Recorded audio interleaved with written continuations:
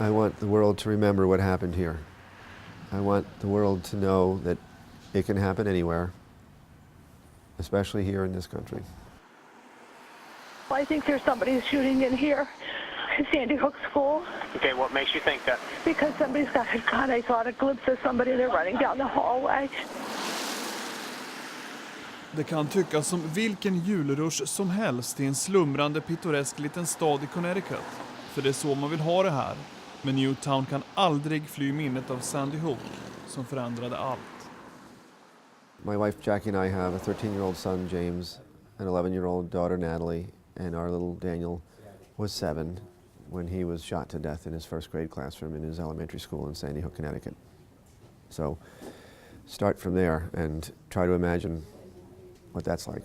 But you can see he's happy and smiling and running. He's smiling and cuddling his little...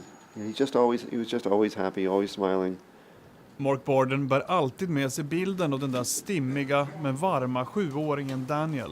Han möter oss med en tom blick. Det är en bruten far som nu helt och hållet vänder sitt fokus mot de amerikanska vapenlagarna. I know that he is proud of the work that we're doing. Daniel was about the kindest and most compassionate little boy you'd ever meet.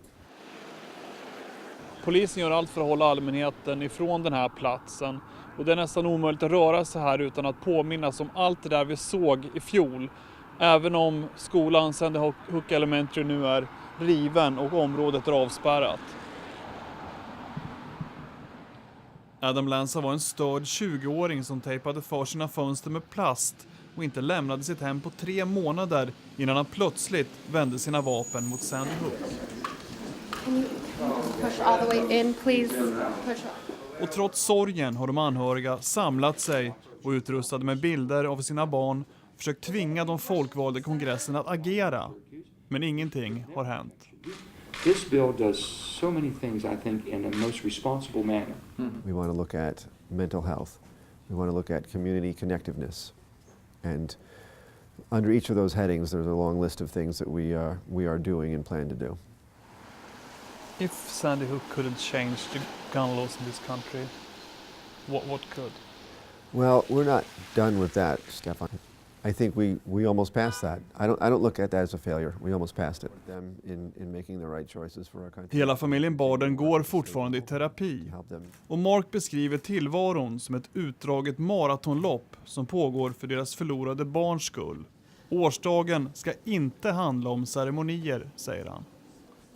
We want this community not to be a place of victims where tragedy happened. We want Sandy Hook to be the place where transformation and real change happened.